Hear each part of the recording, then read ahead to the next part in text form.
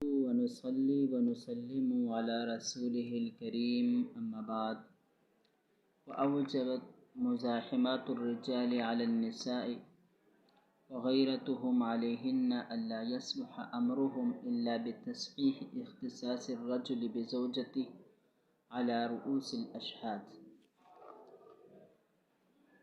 یہاں سے امام شاہ ولی اللہ محدث دہلوی رحمہ اللہ نکاح کی ایک انتہائی اہم فلسفے کو ذکر کرتے ہیں۔ میں یہ سمجھتا ہوں کہ اگر اس بات کو گہرائی کے ساتھ سمجھ لیا جائے تو بہت سارے شکوک و شبہات جو جدید طبقے کو نکاح وغیرہ کے معاملے میں ان کو لاحق ہے، وہ تمام کے تمام شکوک و شبہات کافور ہو جائیں گے، دور ہو جائیں گے۔ گویا کہ امام شاہ ولی اللہ محدث دہلوی رحمہ اللہ ایک عورت کا ایک مرد کے ساتھ مخصوص ہونے کا عقلی حکم بیان کرتے ہیں۔ میں یہ بات بھی واضح کر دوں کہ امام شاہ ولی اللہ محدث دہلوی رحمہ اللہ اس کتاب کو محض عقلی بنیادوں پر تصنیف کیے ہوئے ہیں اور وہ شریعت کا حوالہ دیے بغیر عقلی بنیادوں پر آپ کو احکام سمجھاتے ہیں۔ عقل جس چیز کا فیصلہ کرتی ہے وہ ہو بہو شریعت کے مطابق ٹھہرتی ہوئی چلی جاتی ہے۔ تو یہاں پر بھی شاہ صاحب محدث دہلوی رحمہ اللہ اس بات کو محض عقلی بنیادوں پر حل کرتے ہیں۔ شاہ صاحب فرماتے ہیں کہ مرد عورت کے اوپر غیرت کرتا ہے اور وہ کسی عورت سے لطف اندوز ہونا یا اس سے استمتاع کرنا اس کو چاہتا ہے، اس کا وہ تقاضا کرتا ہے اور اس کے لیے وہ مزاحمت، لڑائی جھگڑے کی ضرورت پڑے وہ اس کے لیے تیار رہتا ہے۔ اب ایک عورت ہے، اگر وہ کسی ایک مرد کے ساتھ مخصوص نہ ہو تو کئی مرد اس کے ساتھ مباشرت کرنا چاہیں گے، کئی مرد اس کو جنسی تسکین کے لیے چاہیں گے۔ اب ان کا آپس میں اس عورت کی وجہ سے لڑائی ہوگی اور ایسا تاریخ کے اندر بہت ہوا۔ ایک عورت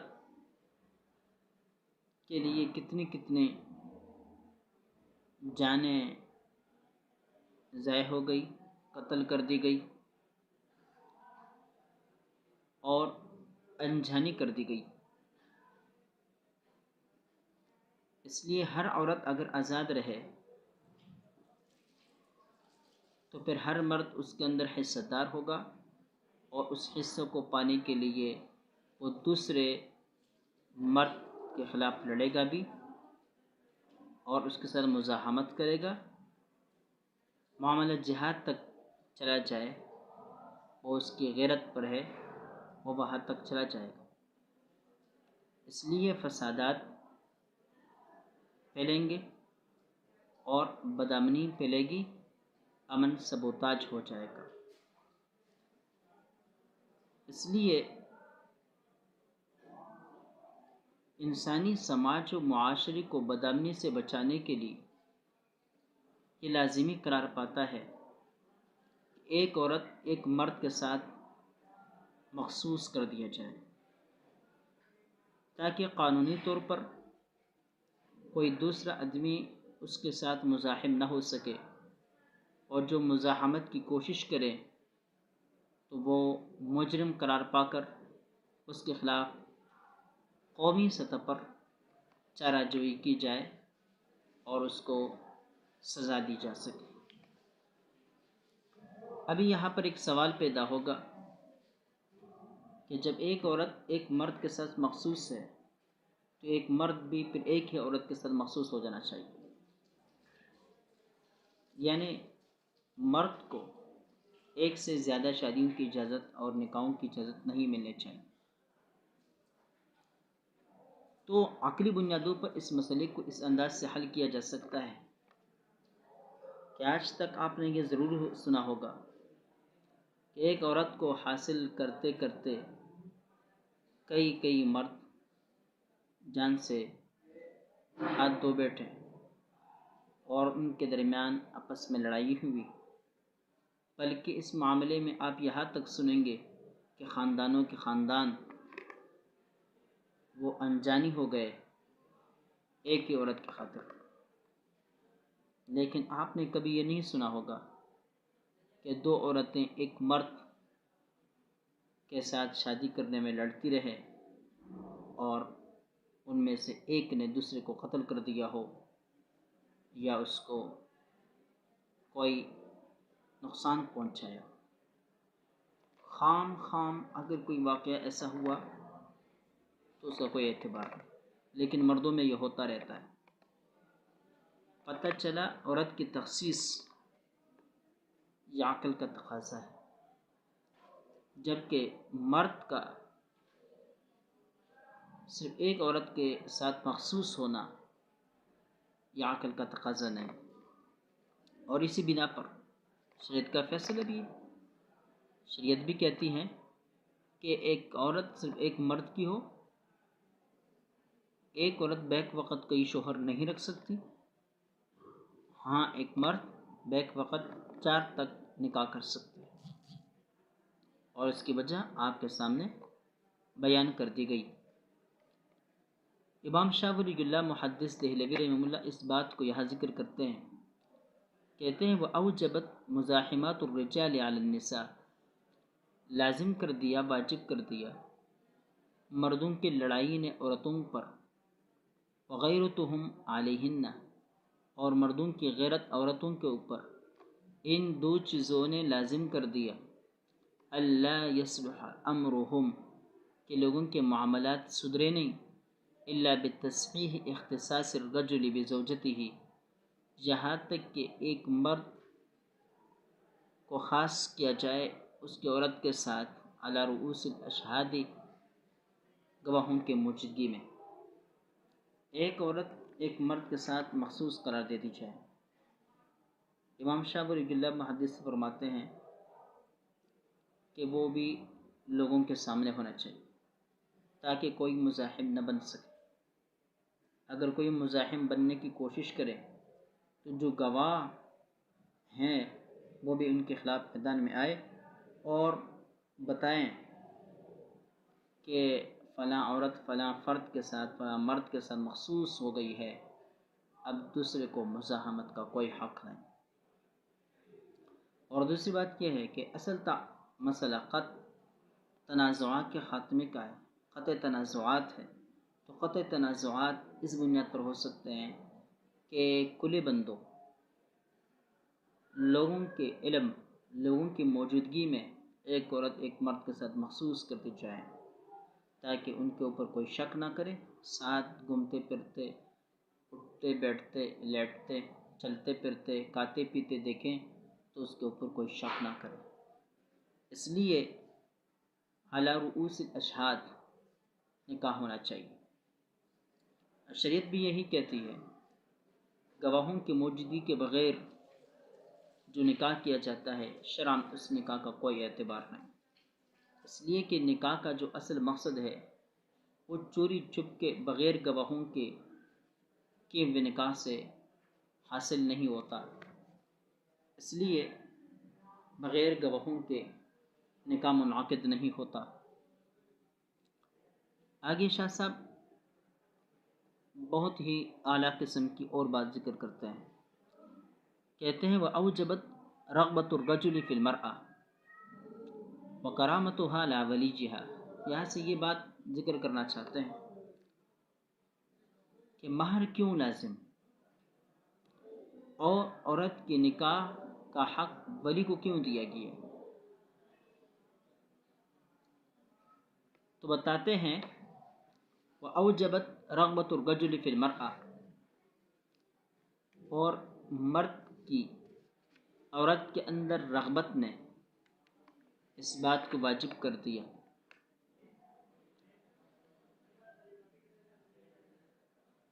وَكَرَامَتُهَا عَلَى وَلِيِّهَا، اور ولی پر اس کے عزیز ہونے نے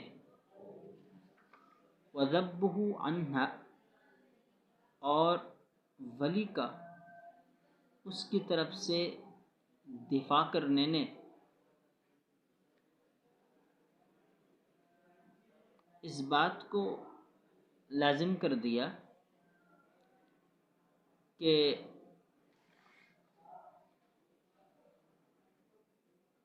ان یکون مہر، کہ اس کے لیے مہر ہو۔ مہر کی ادائیگی سے اس بات کا پتہ چلے گا کہ یہ واقعتاً یہ مرد اس عورت کے اندر رغبت رکھتا ہے۔ اب اگر مہر مرد کے اوپر لازم نہ کیا جائے تو مرد کی رغبت کا پتہ نہیں چلے گا۔ وخطبہ، اور اس طرح منگنی کا پیغام یہ بھی لازم کر دیا گیا۔ کیوں؟ اس لیے کہ یہ عورت اپنے ولی کے لیے عزیز محترم ہے۔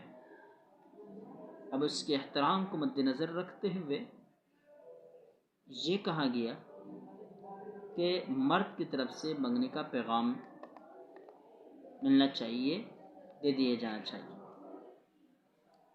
گویا کہ عورت اس بارے میں چونکہ بات کر نہیں سکتی شرم کے مارے یا اور وجوہات کی بنیاد پر، لہذا منگنی کے پیغام کا یہ جو حق ہے، ذمہ داری ہے، یہ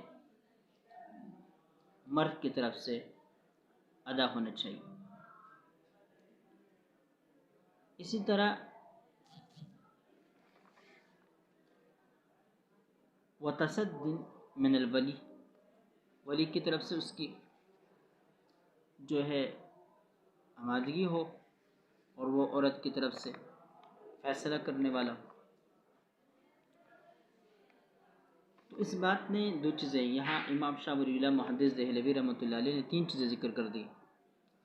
ایک بات یہ ہے کہ چونکہ مرد عورت کے اندر رغبت رکھتا ہے، لہذا اپنے رغبت کے اظہار کے لیے اس کے اوپر مہر لازم کر دی گئی۔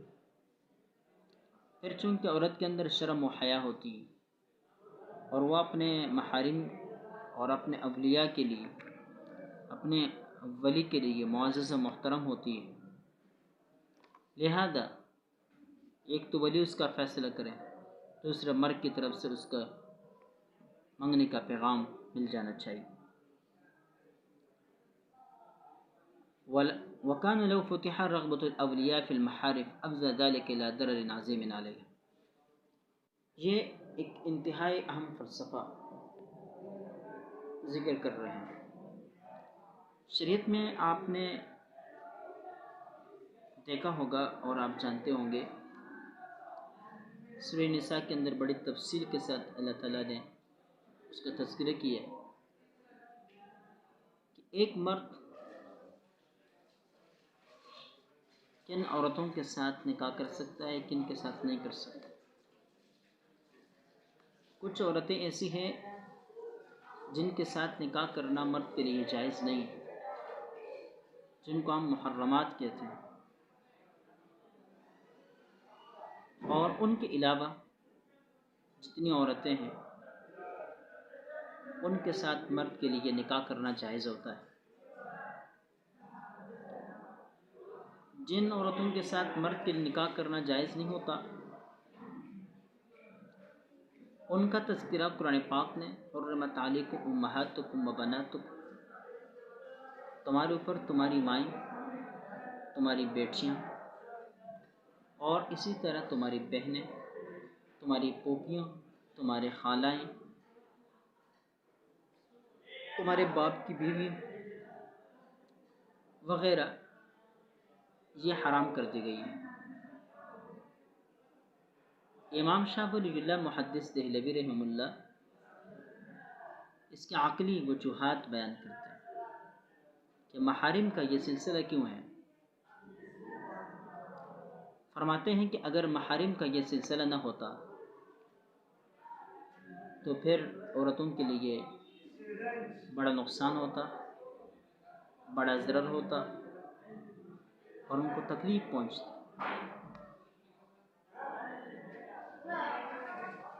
وہ کیسے؟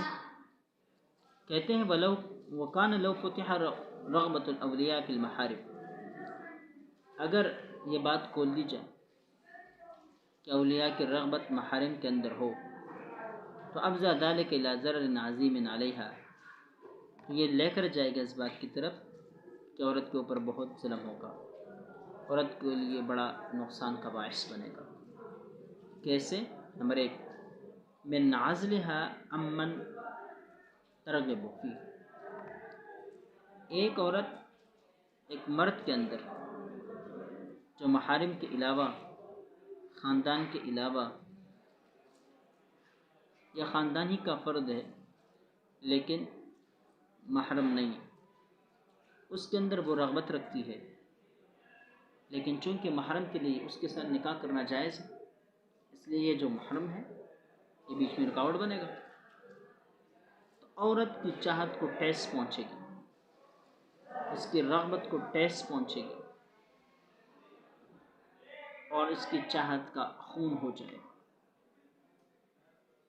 مثال کے طور پر اگر ایک عورت کے بھائی کو ہم اس بات کی اجازت دے دیں کہ وہ اپنی اس بہن کے ساتھ نکاح کر سکتا ہے اور اس کے لیے وہ جائز ہے، اب وہ بہن کسی اور کو چاہتی ہے لیکن یہ بھائی جو ہے بیچ میں رکاوٹ بنے گا، خود اس سے نکاح کرے گا، تو عورت کی چاہتوں کا خون ہو جائے گا۔ لہذا شریعت نے محارم کے ساتھ نکاح کرنے کو منع کر دیا تاکہ عورت کی چاہتوں کو ٹھیس نہ پہنچے۔ نمبر 2، وَأَلَّا يَكُونَ لَهَا مَنْ يُطَالِبُ عَنْهَا بِحُقُوقِ الزَّوْجِيَّةِ مَعَ شِدَّةِ احْتِياجِهَا إِلَى ذَلِكَ، ایک عورت جب محارم کے علاوہ کسی اور کے نکاح میں چلی جاتی ہے، اب اگر وہ غیر آدمی اس عورت کے حقوق کی ادائیگی کا اہتمام نہیں کرے گا، اس کے اوپر ظلم کرے گا، اس کے اوپر جبر کرے گا، تشدد کا نشانہ بنائے گا، تو عورت کا جو خاندان ہے وہ اس کا محافظ اور دفاع کرنے والا بن کر سامنے آئے گا اور عورت کی حفاظت کر دی جائے گی۔ لیکن اگر عورت اپنے محرم کے ساتھ نکاح کر لے، بھائی کے ساتھ نکاح کر لے اور بھائی اس کے اوپر ظلم کر لے، تو پھر اس عورت کو اس ظلم سے نجات دلانے والا کوئی نہیں ہوگا۔ اس لیے شریعت نے یہ کہا کہ محارم کا یہ سلسلہ چلنا چاہیے۔ تو فرمایا وَأَلَّا يَكُونَ لَهَا مَنْ يُطَالِبُ حَقَّهَا، پھر یہ ہے کہ عورت کے لیے کوئی ایسا آدمی نہیں رہے گا جو اس کی طرف سے اس کے حقوق کا مطالبہ کرے، مع شدت احتیاجها الى ذلك، حالانکہ عورت اس کے محتاج ہے، عورت تو اس کا محتاج ہے کہ اس کو حقوق اس کو دیے جائیں، اور خصوصاً جس عورت کا خاندان بڑا ہوتا ہے اس عورت کے حقوق کی ادائیگی کی کوشش بھی کی جاتی ہے۔ وتقدیر الرحم بمنازعات الذرات ونحوها، تیسری وجہ اگر محارم کے ساتھ نکاح کرنا جائز تو اب یہاں ایک آدمی نے 2 نکاح کر دیے، ایک محرم ہے اور ایک غیر محرم، اب ان دونوں میں اختلاف ہے۔ اب مرد اگر غیر محرم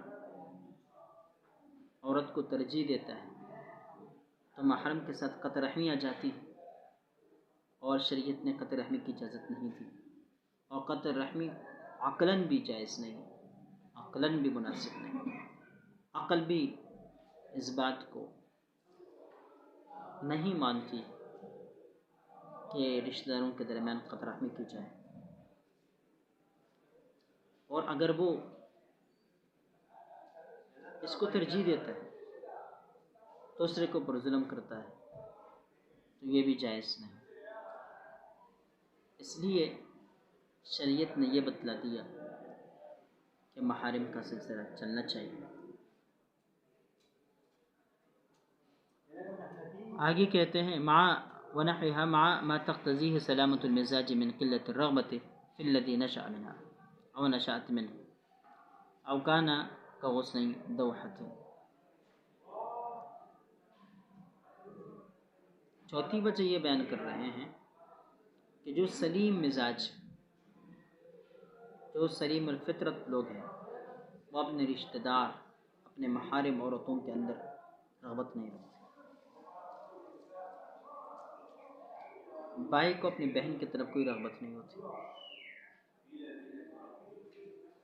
اور اس طرح ماں کو اپنے بیٹے کی طرف کوئی رغبت نہیں ہوتی، بیٹے کو اپنی ماں کی طرف کوئی رغبت نہیں ہوتی۔ یہ سلیم الفطرت لوگ، ان کی فطرت کا تقاضا ہے۔ تو فرماتے ہیں کہ ان وجوہات کی بنا پر محارم کا سلسلہ چلا۔ یہ انتہائی گہری باتیں ہیں اور ہمیں یہ باتیں سمجھنے کی ہیں۔ قطع نظر شرعی احکام کے عقلی بنیادوں پر بھی اگر ان مسائل پر سوچا جائے تو ان تہذیبوں کا غلط ہونا بالکل سامنے آ جاتا ہے، جن تہذیبوں کے اندر اپنے محارم کے ساتھ نکاح کرنا جائز سمجھا جاتا ہے۔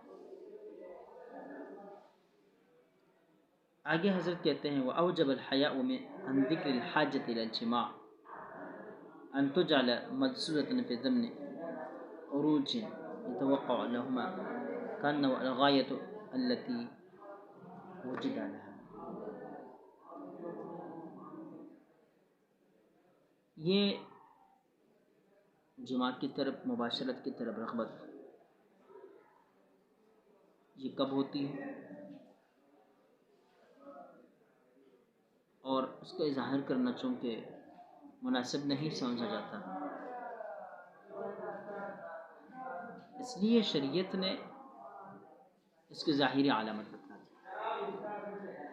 مرد کے اندر بھی اور عورت کے اندر بھی۔ مرد جب اس مقام تک پہنچتا ہے اس کو جماع اور مباشرت کا شوق لاحق ہو جاتا ہے، تو اس کی مونچھیں وغیرہ آ جاتی ہیں، داڑھی وغیرہ آنے لگ جاتی ہیں، اور عورت جب مباشرت کے لیے رغبت رکھنا شروع کر دیتی ہے اور اس کے اندر جماع کا شوق پیدا ہوتا ہے، تو اس کے لیے ظاہری علامت یہ رکھی گئی ہے کہ اس کے سینوں کے اندر ابھار پیدا ہو جاتا ہے۔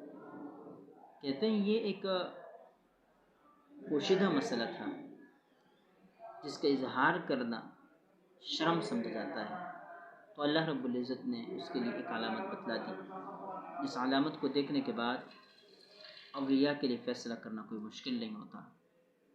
تو بتلایا وَأَوْجَبَ الْحَيَاءُ عَنْ ذِكْرِ الْحَاجَةِ إِلَى الْجِمَاعِ، حیا نے واجب کر دی جماع کی طرف حاجت کو، أَن تُجْعَلَ مَلْسُوسَةً فِي ضِمْنِ عُرُوجٍ، کہ ان کو چھپائے رکھا جائے عروج کے ضمن میں، يُتَوَقَّعُ لَهُمَا، جو ان دونوں کے لیے، جن کا ان دونوں سے توقع رکھی جاتی ہے، كَأَنَّهُ الْغَايَةُ الَّتِي وُجِدَ لَهَا، گویا کہ وہ انتہا ہے، غایہ ہے جو ان دونوں کے لیے پایا جاتا ہے۔ مرد کے اندر بھی وہ علامت پائی جاتی ہے، عورت کے اندر بھی وہ علامت پائی جاتی ہے۔ جب والدین یا اولیاء ان علامتوں کو دیکھتے ہیں تو وہ خود اس بات کو سمجھنے لگ جاتے ہیں کہ اب اس مرد کو، اس لڑکے کو یا اس لڑکی کو جماع کی طرف رغبت ہے، لہذا ان کا نکاح کا اب بندوبست کر دینا چاہیے۔